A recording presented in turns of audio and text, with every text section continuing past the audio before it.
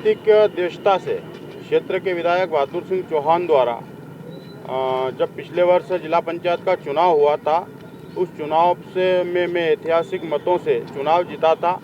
उसी से बौखला कर जब मैं आभार व्यक्त कर रहा था ग्राम सिमरोल में, उस समय विधायक ने अपने रिश्तेदार मतलब उनके दामाद से मेरी झूठी एफआईआर करवाई गई थी राघवी थाने में। और एफआईआर के 3 महीने बाद धारा 307 लगाई गई, जो कि मैं आवेदक को आज तक नहीं जानता हूँ। पूरा मामला कूट रचना करवाया गया है, डॉक्टरों पे दबाव देकर, और एक एक नहीं 2-2, 3-3 हॉस्पिटलों से अलग अलग रिपोर्ट तैयार करवा के डॉक्टरों पर दबाव बनवा कर लिखवा के मेरे ऊपर धारा 307 लगा दी गई थी। पूर्व में मुझे 1 मार्च को माननीय न्यायालय में जमानत मिल गई थी, लेकिन फिर उस पर आपत्ति इनने दर्ज करवाई है और लगातार मेरी जमानत खारिज कराने के लिए लगे हुए थे और वो वहाँ से खारिज हुई है। तो आज पुनः मैं माननीय न्यायालय के समक्ष प्रस्तुत हो रहा हूँ। मुझे यकीन है न्यायालय पे कि जहाँ धर्म है वहाँ विजय है, यतो धर्म ततो जय है। लेकिन मैं क्षेत्रवासियों से अपील करना चाहता हूँ कि क्षेत्र का विधायक जो बौखला गए हैं, उनकी ज़मीन स्तर खत्म हो गया है। उनका मात्र उद्देश्य एक ही रह गया है कि जो व्यक्ति कहीं न कहीं विधानसभा चुनाव लड़ने की इच्छा रखता है, और आप सभी को पता है कि भारतीय जनता पार्टी की ओर से मैं लगातार कार्य करता आ रहा हूँ। मेरे पिताजी ने जनसंघ से कार्य किया है और मैं समाचार पत्रों में, कई सारे समाचार पत्रों में जब सर्वे रिपोर्ट आई है उसमें मेरा नाम प्रथम नंबर पे है। उसी से बौखला कर जो है कूटरचित दस्तावेज तैयार करके पुनः मेरी जमानत खारिज करवाई गई है। तो आज फिर मैं न्यायालय के समक्ष उपस्थित हो रहा हूं और मैं मेरे अपने समर्थक मित्र साथी सभी से निवेदन करता हूं कि हमें न्यायालय पे पूर्ण विश्वास है और हमको न्यायालय पे विश्वास, और किसी प्रकार का कोई उपद्रव, किसी प्रकार का कोई अनहोनी घटना न घटे। मैं सभी मेरे मित्रों से निवेदन करता हूं कि शांति बना के। जिस तरह से कुछ भाजपा पार्टी के विधायक हैं, आप भी पार्टी के हैं, तो इस तरह से ये जो तस्वीरें सामने आ रही है, जो पूरा घटनाक्रम जो सामने आ रहा है, तो इससे लगता नहीं पार्टी की छवि खराब हो रही है? एक विधायक होकर इस तरह से विटंडावाद कर रहे हैं, फैला रहे हैं। मैंने माननीय प्रदेश अध्यक्ष जी, माननीय मुख्यमंत्री शिवराज सिंह जी चौहान, हमारे संगठन मंत्री हितानंद जी और यहाँ के जिला के प्रभारी जिला अध्यक्ष जी, माननीय सांसद जी, सभी को व्यक्तिगत तौर से अवगत करा दिया गया है। और मैंने यहाँ तक कि लिखित में और मौखिक भी आवेदन किया है कि ऐसा व्यक्ति जो आप लोगों ने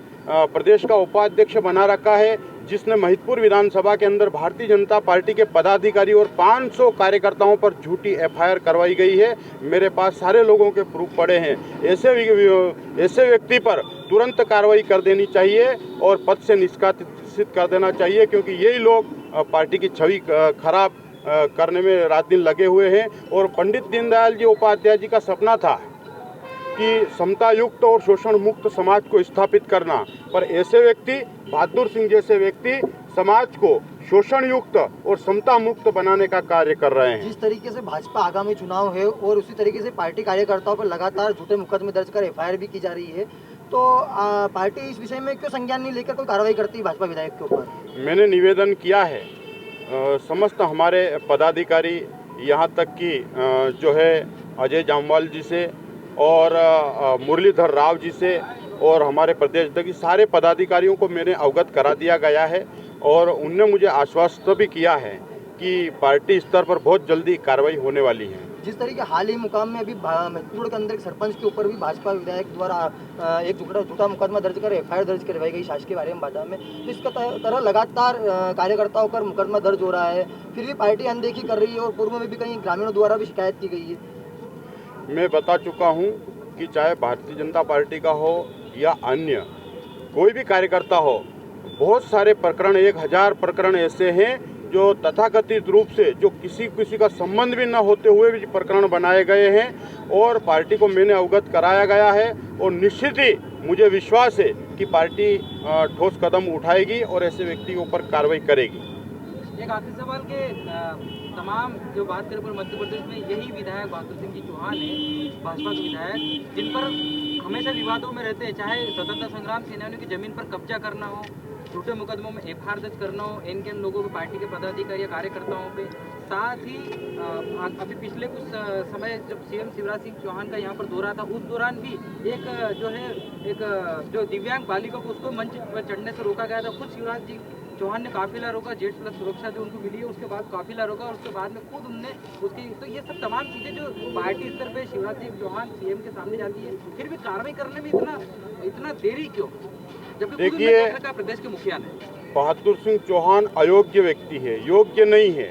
उसका रात दिन कार्य यही है कि चाहे भारतीय जनता पार्टी का कार्यकर्ता हो या अन्य सामाजिक कार्यकर्ता हो या अन्य पार्टी का कार्यकर्ता हो, उनके ऊपर केवल झूठे प्रकरण, षड्यंत्र, एक दूसरों को भिड़ाना, झूठी FIR करना, और इसके अलावा और कोई काम नहीं है उनका। मेरे ऊपर बिना काम से एक नदी घाटी में बनाए हुए तालाब का झूठा प्रकरण, जिसमें से एक भी ट्राली खुदी नहीं है, आज से 10 साल 15 साल के अंदर एक भी ट्राली खुदी नहीं है।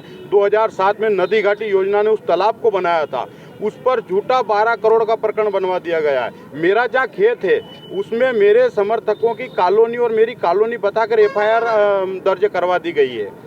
ऐसे प्रकरण और ऐसे काम ही उनका मुख्य उद्देश्य हो गया है, और निश्चित ही आने वाले पार्टी इस पर निर्णय लेगी, और पार्टी ने अगर निर्णय नहीं लिया है तो आने वाले समय में सारा जो है इनका चेहरा बेनकाब हो जाएगा। हमसे जुड़े रहने के लिए हमारे YouTube चैनल को सब्सक्राइब करें और नई वीडियो की नोटिफिकेशन के लिए बेल आइकॉन को दबाएं। अगर आप ये वीडियो Facebook पर देख रहे हैं तो लाइक जरूर करें और ज्यादा से ज्यादा शेयर करें। धन्यवाद।